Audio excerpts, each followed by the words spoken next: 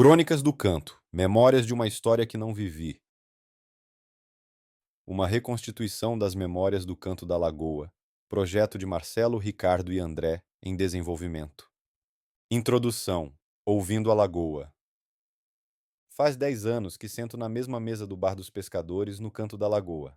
A canoa encostada, o vento soprando da costa leste e o som do gelo no copo entrelaçado com as risadas dos que conhecem o tempo de outro jeito. Em frente, a placa da escola, João Francisco Garcês. A rua, Laurindo Januário da Silveira. O restaurante que carrega no nome um avô, Vodeca. Quem foram?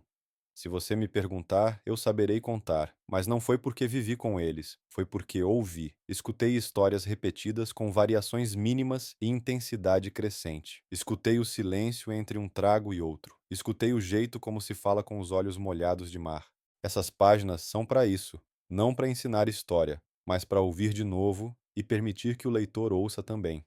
São memórias da história que não vivi, mas que, de tanto escutar, agora vivem em mim. Crônica 1. O começo que não vivi. Eu não estava lá quando tudo começou, mas sinto, como quem escuta uma maré antiga, que o canto da lagoa sempre me esperou.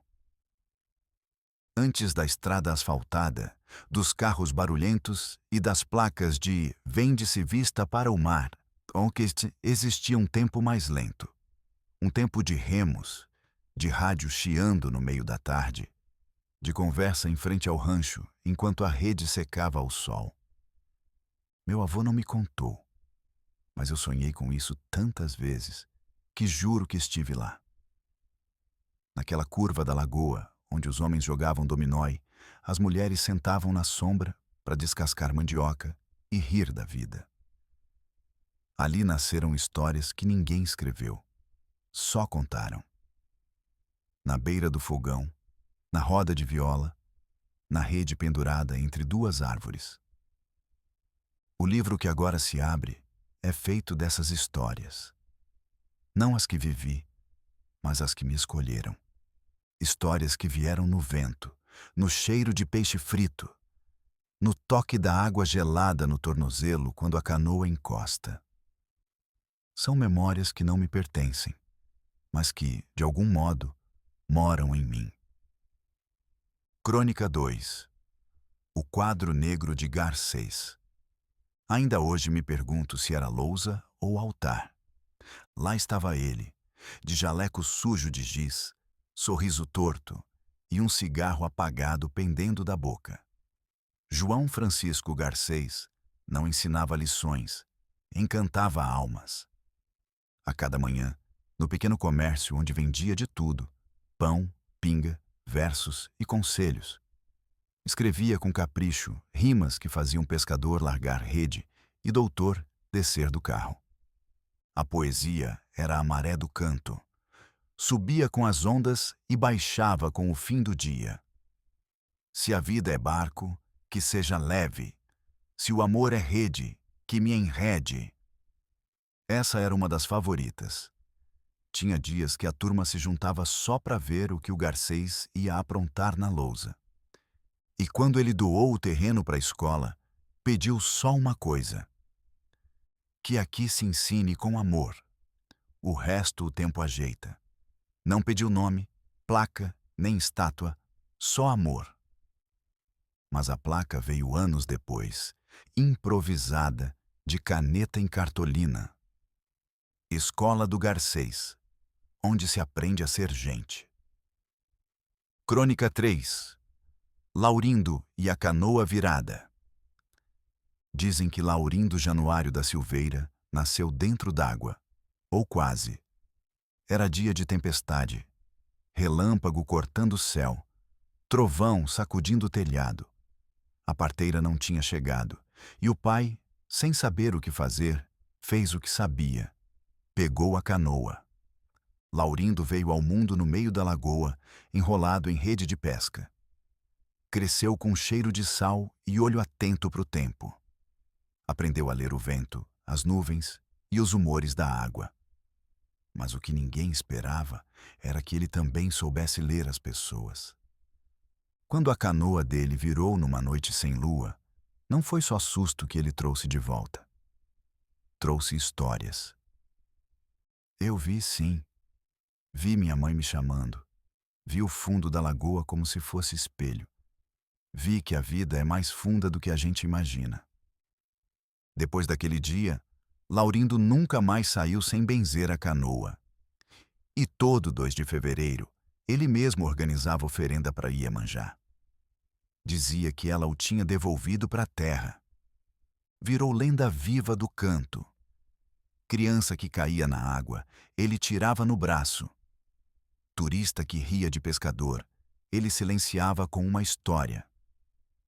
Hoje tem uma canoa velha virada de cabeça para baixo, perto do rancho. Ninguém mexe. É a de Laurindo. Dizem que, se a tempestade vier, ela ainda se vira sozinha.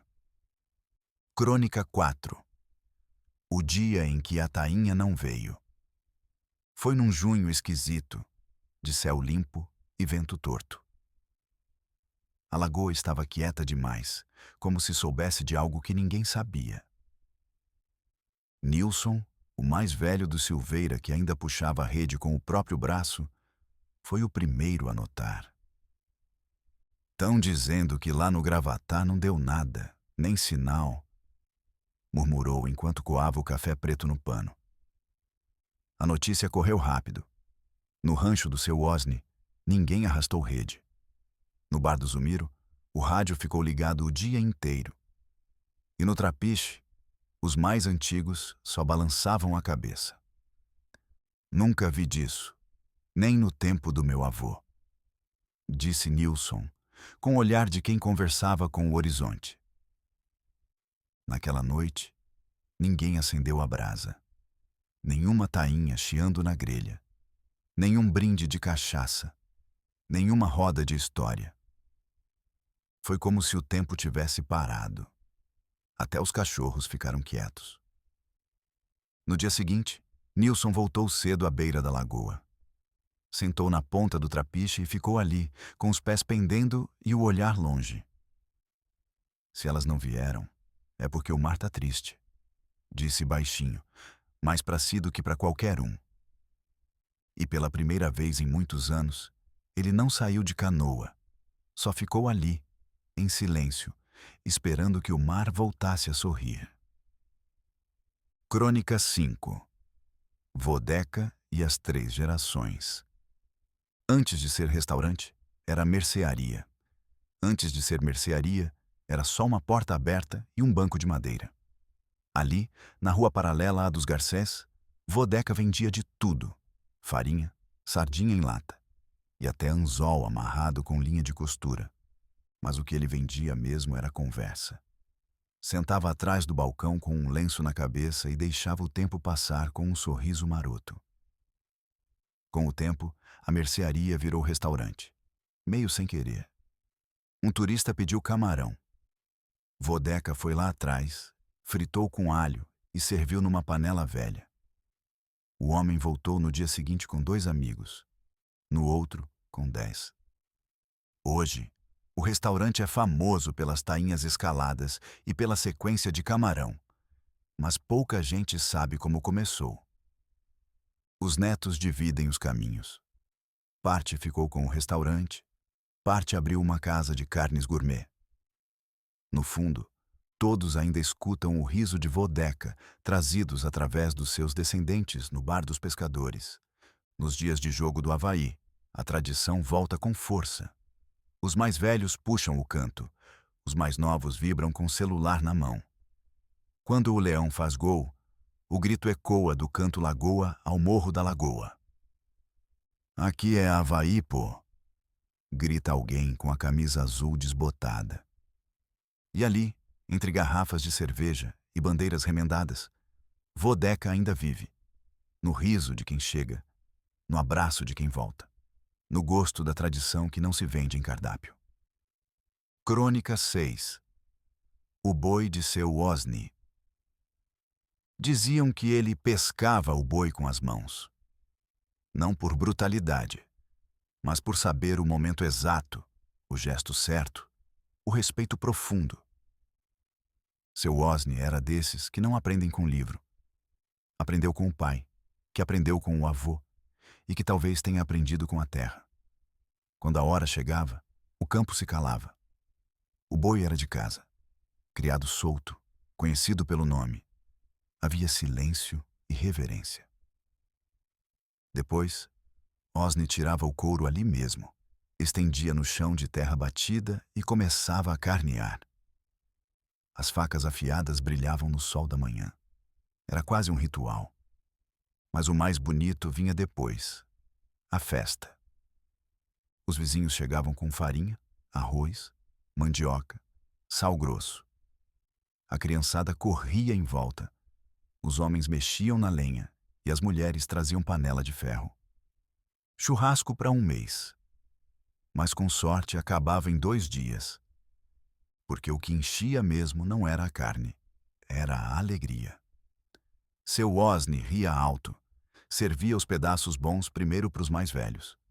Contava causos do tempo em que a estrada era de chão e o gado passava por dentro da lagoa.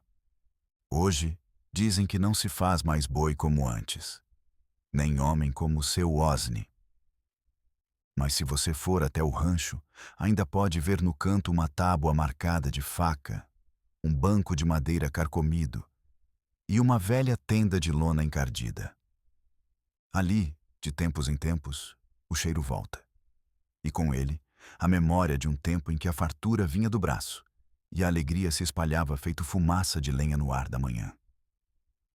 Crônica 7. Zumiro, filho do poeta.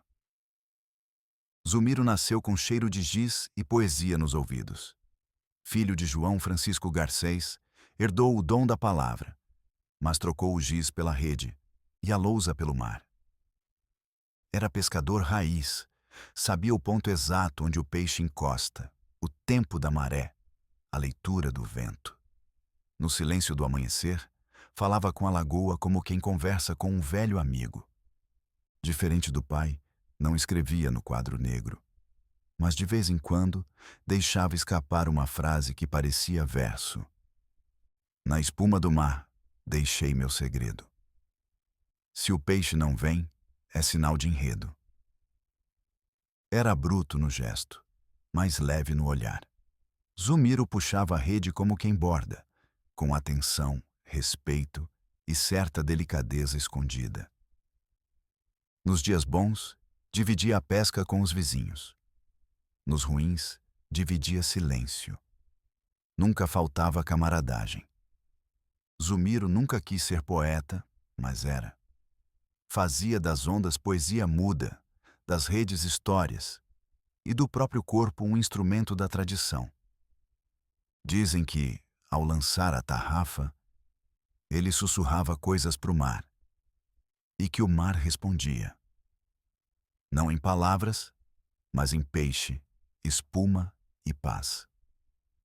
Segue firme, Zumiro, com sal na pele e alma de verso. E quando a brisa sopra da lagoa, quem escuta com atenção ainda ouve um eco de Garcês, agora mais profundo, com cheiro de peixe e sol da manhã. Crônica 8. Henrique Veras e o silêncio da madeira. Henrique Veras era um homem de poucas palavras e mãos grandes demais para o violão. Mas era com o violão que ele falava. Sentava-se no trapiche ao fim da tarde, calado, o instrumento no colo e os olhos presos no horizonte. Não tocava para a plateia, tocava para o tempo, e o tempo escutava. Diziam que a madeira do violão era de imbuia antiga, resgatada de uma casa velha que o mar levou numa ressaca. Ele mesmo lixou, moldou, afinou. A madeira soava grave, como as histórias que ele não contava. Henrique conhecia todas as modas de viola, todos os sambas antigos e os lamentos que só os pescadores entendem. Tocava quando alguém partia, quando alguém nascia, ou quando a lagoa se calava demais. Nunca precisou de microfone. A música dele se espalhava pela água, como se a própria lagoa fosse caixa de ressonância. Nas festas, sentava no canto. De chinelo de couro e chapéu de palha, puxava um rasqueado, um shot, uma valsinha. As crianças dançavam, os velhos choravam, e ele seguia ali, feito raiz de árvore antiga. Hoje, dizem que o violão ainda está com a filha mais nova. E de vez em quando, no fim do dia, ela também senta no trapiche e toca uma nota. Só uma. Mas é o suficiente para quem escuta de verdade jurar que Henrique ainda está ali, invisível, mas presente, afinando o tempo com a ponta dos dedos. Crônica 9. A noite dos camarões de lua cheia. Foi no entardecer de lua cheia que o barqueiro Pelé apareceu em casa. Trazia nos olhos a pressa dos que escutam o chamado da maré.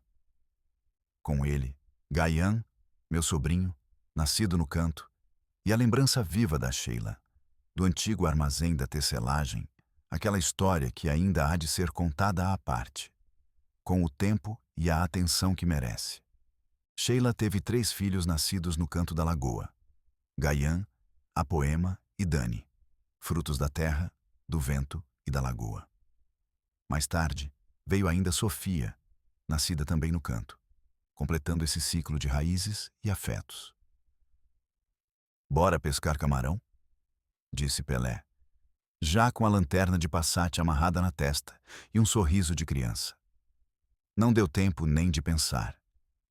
Já estávamos no barco, com a bernúncia pronta e o coração no escuro.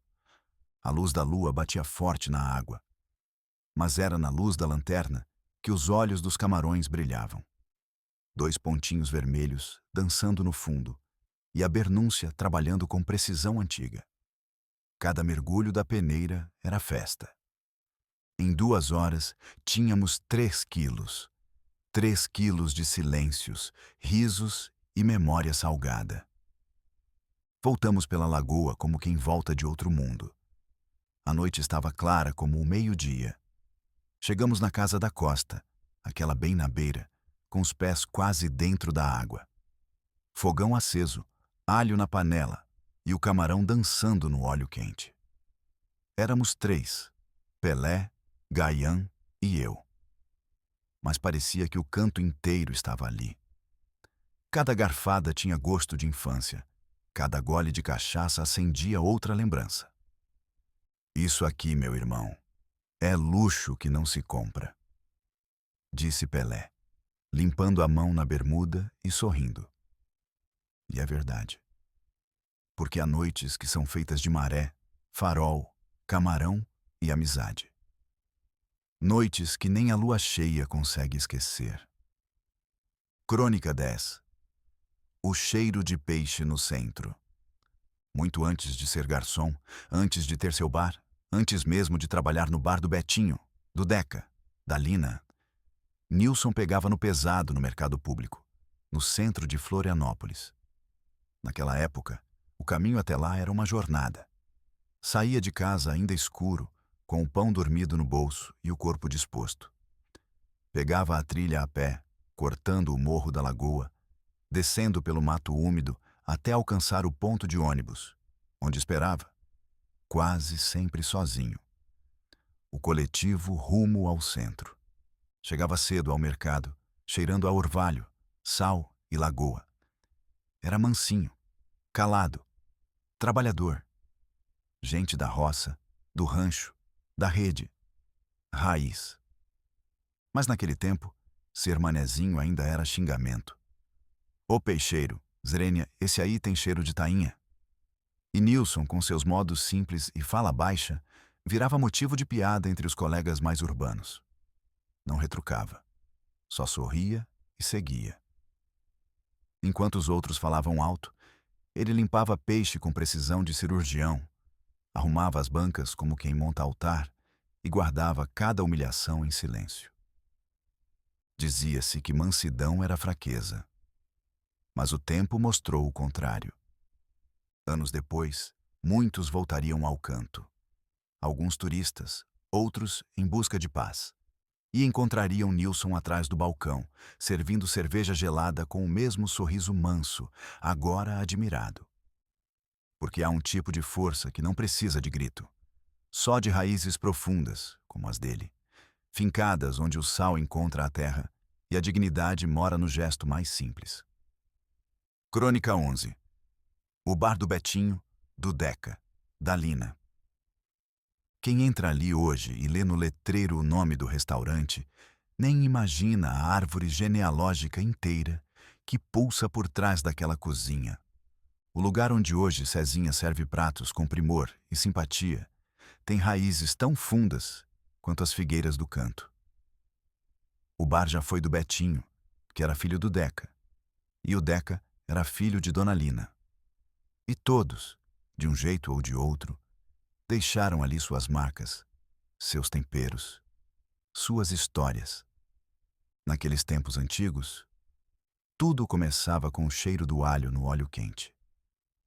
Dona Lina cortava o cheiro verde enquanto fazia promessas baixinho.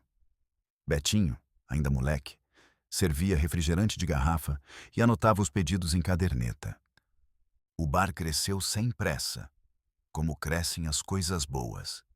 De rancho de pescador virou ponto de encontro. De ponto de encontro virou referência. Quando Betinho assumiu, o balcão virou palco. Conhecia cada freguês pelo nome e às vezes pelo apelido que ele mesmo inventava.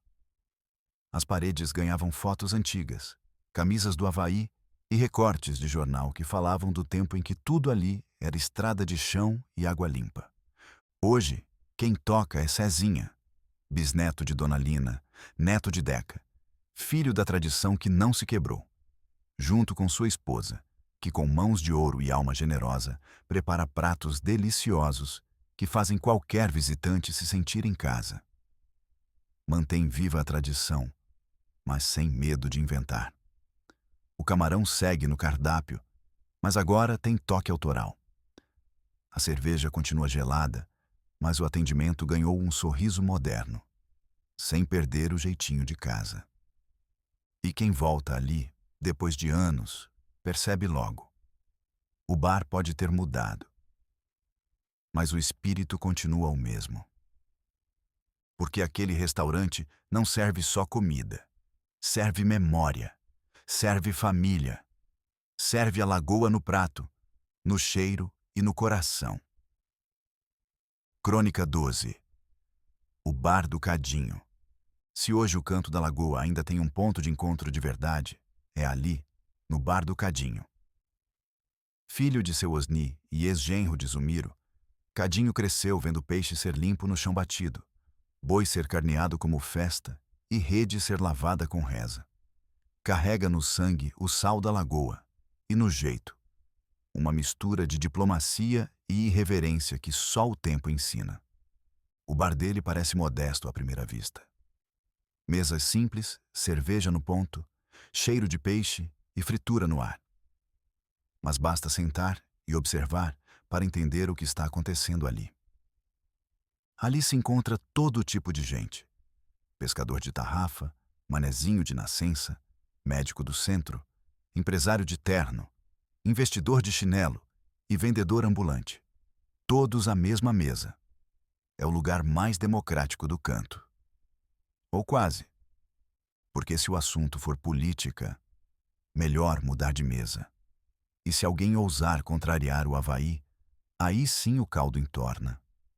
A parede tem bandeira azul e branca, o rádio só toca quando o leão está em campo, e qualquer piada com o time vira silêncio tenso ou provocação calculada. Cadinho sabe de tudo, mas não diz nada. Serve, escuta, sorri de lado.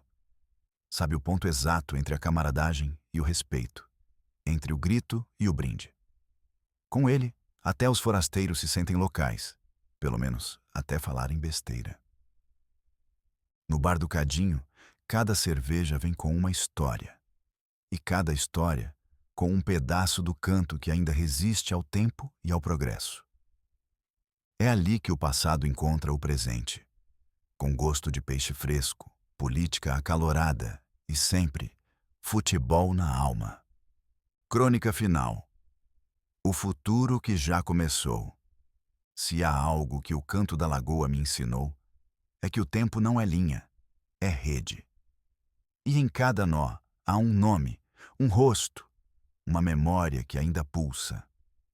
Tudo começou com João Francisco Garcês, o poeta do quadro negro. Dele, nasceu uma linhagem de gente que plantou palavra, pescou silêncio e costurou comunidade. Veio Zumiro, o pescador de olhos calmos e versos não escritos.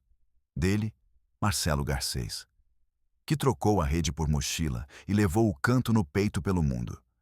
Os filhos de Marcelo, estudiosos, criativos, com os dois pés no futuro, ainda dizem obrigado, no mesmo sotaque que os avós usavam para benzer a rede. Cadinho, filho de seu Osni, herdeiro de peixes, boi e cerveja gelada, vê os próprios filhos, um menino e uma menina, em rápido crescimento nesses dias, começarem a descobrir o mundo com os pés firmes na beira da lagoa. Aprenderam desde cedo que tradição não é âncora, é raiz, e raiz também cresce. Hoje, esses jovens brilham. No mundo da tecnologia, das artes, da ciência, vão longe e voltam, nem sempre de corpo, mas sempre de alma. Porque ninguém que nasce no canto sai inteiro sem deixar um pedaço de si nas margens da lagoa. Na curva do tempo, os barcos mudam, os sotaques se misturam, os pratos ganham novas receitas. Mas há algo que não muda: o espírito do canto. Esse continua vivo, nos risos, nas lembranças, na lua cheia refletida na água. E se você escutar com atenção, ainda dá para ouvir, de manhã cedo, um violão tímido no trapiche, ou uma rede sendo lavada com cuidado, ou uma criança perguntando quem foi Garcês. A história não terminou, porque o canto da lagoa nunca foi um lugar. Foi e é uma forma de viver. E esse viver já mora no futuro.